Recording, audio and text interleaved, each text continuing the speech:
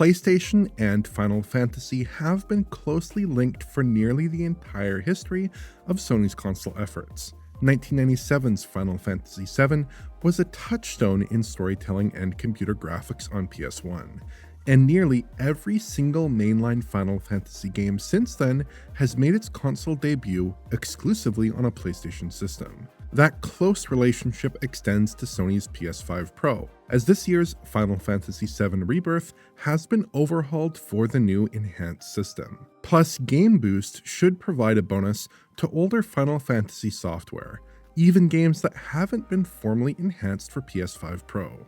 So exactly how does Rebirth fare on Sony's new console? And can the PS5 Pro overcome frame rate limitations in Final Fantasy XIV, XVI, and Stranger of Paradise?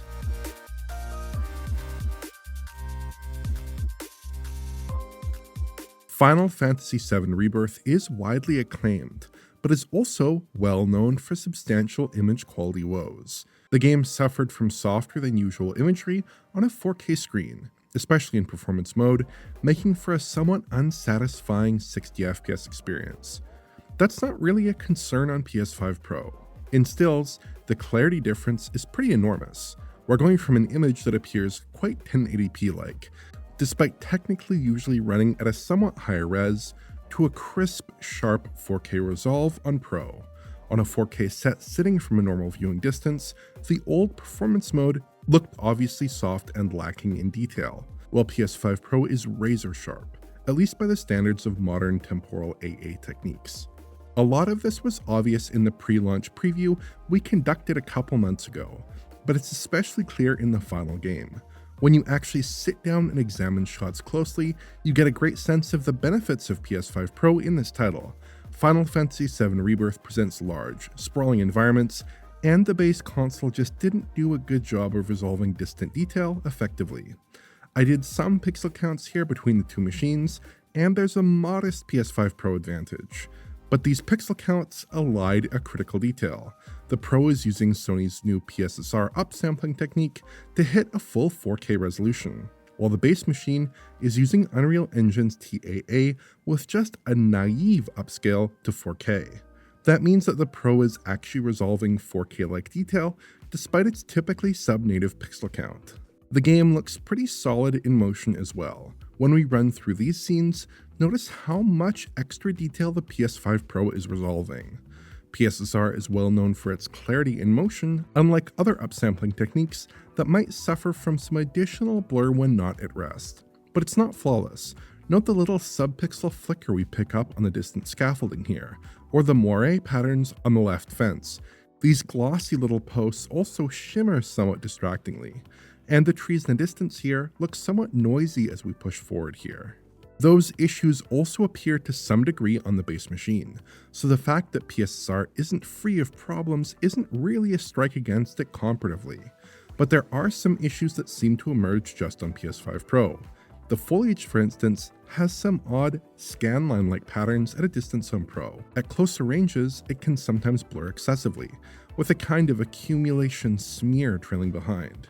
And the image at rest can appear slightly unstable, with a kind of PSSR noise that we've come to expect in a lot of titles that use the technique. Plus, there are graphical issues that PSSR doesn't touch. The key issue for image quality here comes down to draw distance, as pop-in for elements like bushes and bits of ground clutter can be quite severe. In this scene, I can spot significant pop-in just a couple meters ahead of Cloud. It's a near constant issue in most natural environments. That means that Rebirth would still look a bit unstable in these scenes, even with perfect anti-aliasing treatment. The game's documented lighting and texture work issues are unchanged as well, as are all other major visual settings. Overall, it's definitely a big improvement over the performance mode and produces a suitably detailed image for a 4K television set. The stability of the anti-aliasing treatment is also generally acceptable, if well short of the kind of pristine images we've seen out of the Horizon PS5 Pro patches, for instance. It also falls somewhat short of the old graphics mode. The higher internal resolution here, which is usually at or around 4K, produces a pretty clean result with TAA. The graphics mode is generally free of visual gremlins, like problems with foliage or issues with shimmer or noise.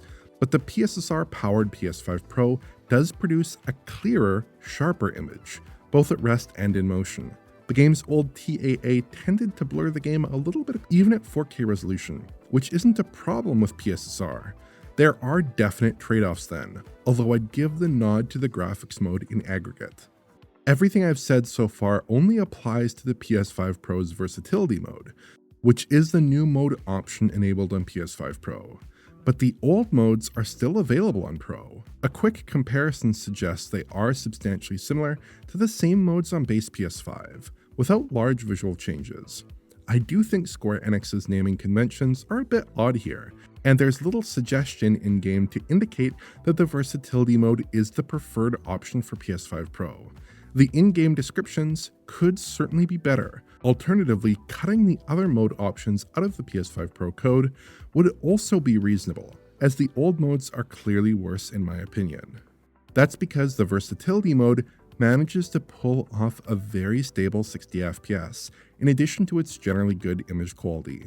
I tested the game in a variety of stressful encounters, and it rarely dropped a frame, outside of the occasional missed frame on camera cuts. I did manage to provoke a few brief dips in this boss fight, but elsewhere the game seemed like a locked 60 FPS. Of course, Rebirth is a huge game, and I don't have time to test everything, but I do feel like performance is generally very strong.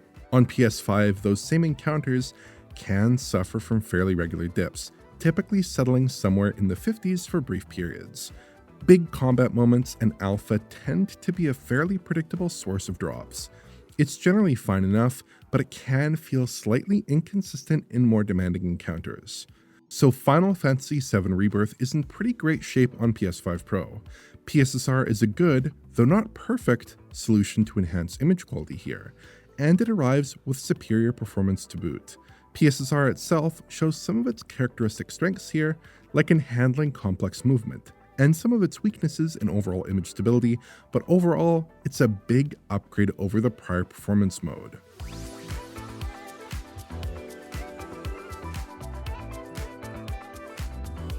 Final Fantasy XVI is up next, Square Enix's 2023 action RPG epic. This isn't actually a PS5 Pro enhanced game technically, but Game Boost produces some compelling results here. A quick side-by-side reveals considerably more detail on PS5 Pro, in both the framerate and graphics modes. Final Fantasy XVI's TSC MAA and FSR1 combination actually leaves a lot of the underlying pixel structure of the image intact, so we can make out less aliasing on Pro. Certain fine details resolve more clearly in the final frame. Internal resolutions appear to be higher on Pro here, unsurprisingly, though the difference tends to be larger in the graphics mode than in performance mode, as you can see in these approximate pixel counts. Final Fantasy XVI would probably benefit from a technique like FSR2 or PSSR, but the Pro at least gives us more samples effectively to work with to produce a less aliased image. In performance terms, the Pro actually delivers a considerably better visual experience. In this scene, we get about a 24% framerate uplift, and other segments show similar gains. Sometimes this just means a framerate that is a bit higher, typically at least sitting within the Pro's VRR window, but a lot of the time this will mean 60 FPS or close to it while the base machine is struggling a little. The graphics mode remains at 30 FPS however, just like PS5. Overall, it's a nice little upgrade, especially in framerate mode, where the performance could flag a little bit before.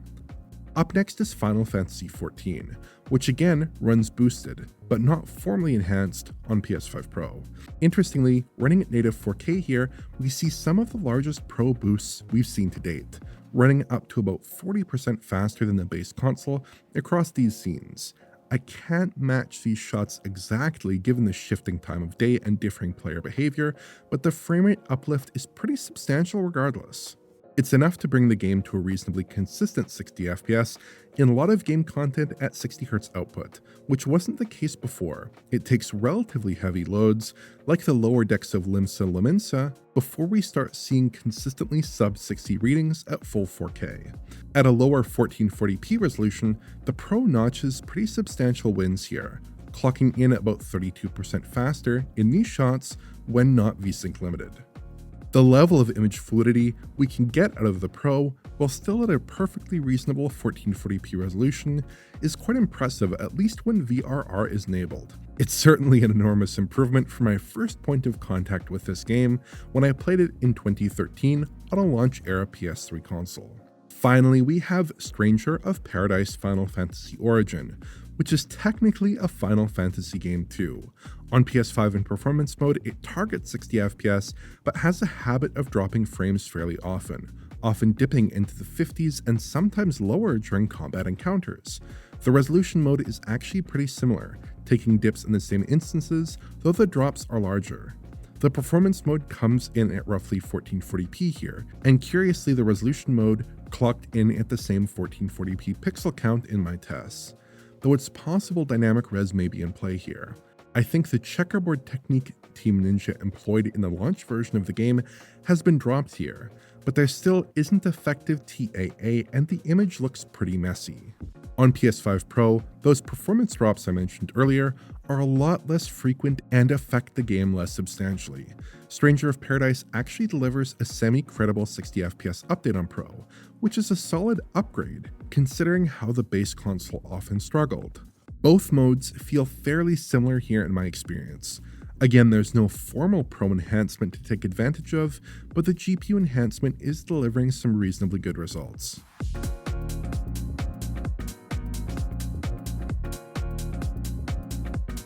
There are two other PS5 native Final Fantasy games as well, Crisis Core Reunion and Final Fantasy VII Remake. These games ran with pretty impeccable performance originally on PS5 with relatively high rendering resolutions, so there's no urgent need for a Pro boost. But they do employ dynamic resolution setups, so it's likely they run with somewhat less aggressive DRS on Pro. PS4 titles don't seem to get a dramatic framerate boost from PS5 Pro in particular, so the outcomes in games like Final Fantasy 15 and 12 seem similar to the base PS5. The Pro doesn't do anything for the incorrect frame pacing in Final Fantasy 15 either. So ultimately, I think the PS5 Pro's Final Fantasy improvements are mostly isolated to the 4 games I highlighted earlier.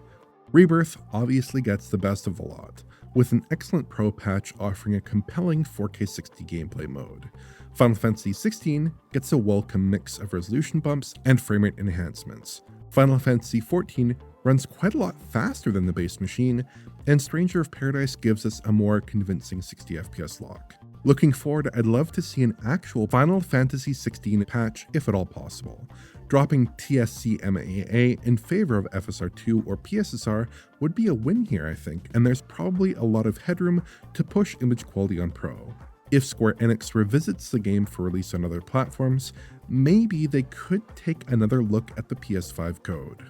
But even with just one proper Pro patch, I think the PS5 Pro presents compelling upgrades over the base platform for Final Fantasy titles. It's a surprisingly strong showing for Square Enix's flagship fantasy franchise. If you enjoyed this video, please like, subscribe, and press the bell for YouTube notifications. Check out the Patreon at digitalfoundry.net for exclusive and early access content, and to get in touch, use social media. Thanks for watching.